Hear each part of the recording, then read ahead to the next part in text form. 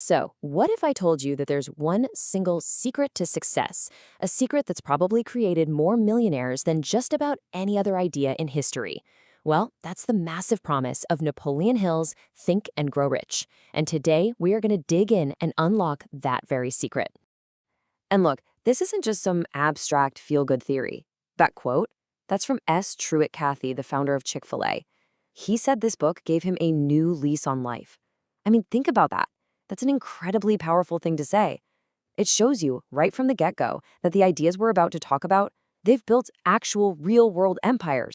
Okay, so this brings us to the central mystery, the thing that has hooked millions and millions of readers for decades.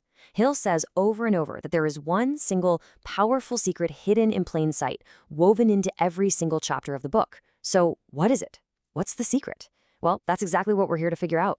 You know, the origin story of this book is it's legendary. Seriously, just try to imagine this. You're a young journalist, and Andrew Carnegie, one of the richest men who ever lived, sits you down and gives you a mission. Not just any mission, a 25-year mission. He challenged Hill to go out and study over 500 of the world's most successful people. We're talking Henry Ford, Thomas Edison, John D. Rockefeller, and figure out the one single formula they all use. All right, so here's our game plan for breaking this all down. First, we'll dive into how your mind literally creates your reality. Then, we'll get into the practical blueprint for success. After that, we'll talk about why persistence is so powerful. Then we'll tackle the 6 big fears that hold everyone back. And finally, we'll see how this all leads to both wealth and peace of mind. Okay, let's jump right in with the absolute foundation of Hill's entire philosophy. It's a really simple idea, but when you stop and think about it, it's kind of profound. The idea is this: everything you see around you, every business, every skyscraper, every single invention, it all started as nothing more than a thought, an idea in someone's head. And this right here, this is probably Hill's most famous quote. It's really the bedrock of his entire system. But pay close attention to the words he uses. It's not just what the mind can conceive, it's what the mind can conceive and believe. That second part, the belief, that's the magic ingredient. That's the catalyst that turns an invisible thought into a physical reality. And Napoleon Hill is super clear on this next point. A simple wish just isn't going to cut it. You have to have what he calls a burning desire. He tells this amazing story about a warrior who, after landing his troops on enemy soil, immediately ordered them to burn their ships. Why would he do that? To make retreat impossible. It was win or perish. That's the kind of all-in mindset he's talking about. Winning has to be the only option. So, okay, you have the desire, but how do you get to that unshakable belief? Hill says the bridge between the two is faith. Now, he's not talking about faith in a religious sense here. He defines it as a state of mind, something you can actually develop and strengthen, almost like a muscle. It's about consciously feeding your mind with positive emotions and starving the negative ones, giving real power and life to your thoughts. All right, this is where the real rubber really meets the road. Hill gives us a super practical 6-step method he calls autosuggestion. It's basically a technique to program your subconscious mind with your desire. You got to have the exact amount of money, what you'll give in return, a date, and a plan. You write it all down, but the most important part, the real key, is step 6. You don't just read the statement. You have to see and feel and believe you already have the money. It's that emotional charge that gets your subconscious to go to work for you. Okay, so you've got the right mindset. That burning desire is fired up. But now what? How do you actually turn that inner fire into real-world results? Well, that's what we're jumping into next. Building the actual blueprint, the bridge from your idea to your success. One thing Hill hammers home is that vague hopes get you nowhere. Success doesn't just happen to people. It comes to those who have definite plans. You need that definite desire, sure, but it has to be backed by definite plans and continuous action. He even tells this great story about a guy who didn't just wander into a job interview. Nope, he created a detailed plan for what he could offer the company. And guess what? He didn't start at the bottom. He got hired as an executive. That's the power of a definite plan. Now, this next one is a huge one. Hill found that one of the biggest differences between people who succeed and people who fail is how they make decisions. Unsuccessful people, they take forever to make a decision, and then they change their minds constantly.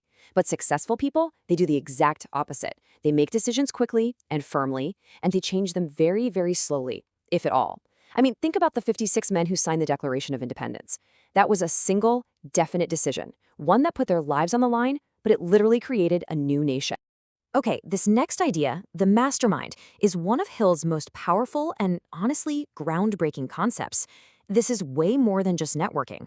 It's about bringing together a small group of people who are all working in perfect harmony toward a specific goal. Hill believed that when you do this, you create a kind of third mind, a spiritual, energetic force that's way more powerful and intelligent than any one person in the group. It gives you access to ideas and solutions you could never come up with on your own. All right, let's talk about the engine that makes this whole thing go. You can have the most burning desire in the world, you can have the most brilliant plan ever created, but without this next ingredient, none of it matters. It's all useless. We are talking, of course, about persistence. To really understand persistence, you have to hear the story of 3 Feet from Gold. It's probably the most famous story in the entire book. So, there's this guy, R.U. Darby, who gets gold fever. He starts digging, finds a vein, and he's sure he's about to be rich.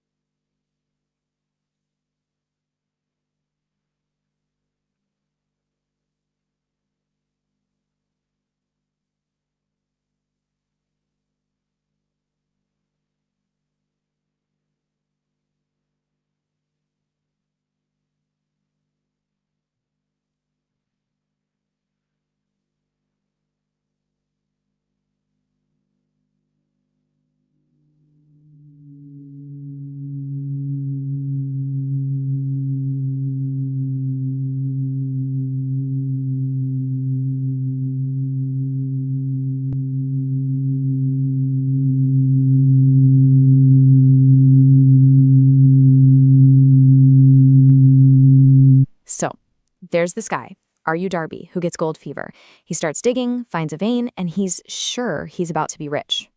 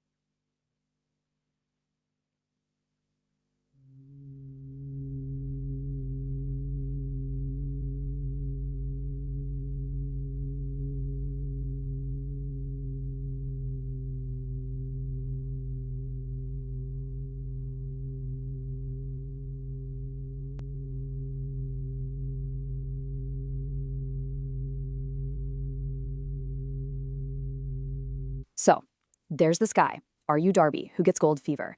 He starts digging, finds a vein, and he's sure he's about to be rich.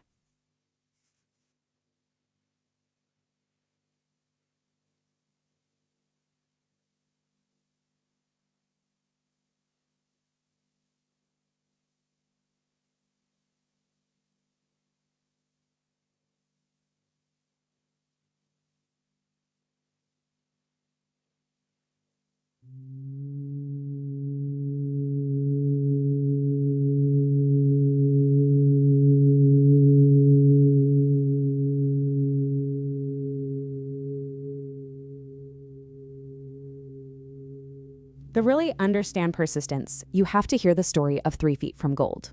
It's probably the most famous story in the entire book. So, there's this guy, R.U. Darby, who gets gold fever. He starts digging, finds a vein, and he's sure he's about to be rich.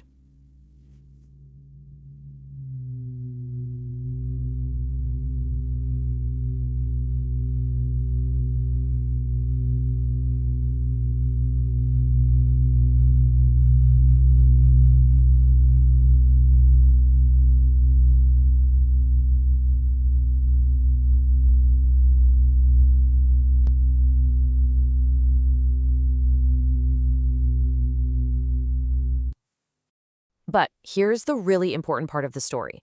That massive failure could have crushed Darby. Instead, he said it was a blessing in disguise.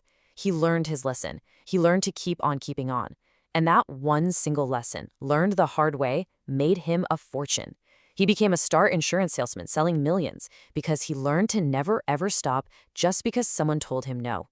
He never stopped 3 feet from gold again. So how do you develop that kind of unstoppable persistence? Well, Hill actually gives us a 4-step formula.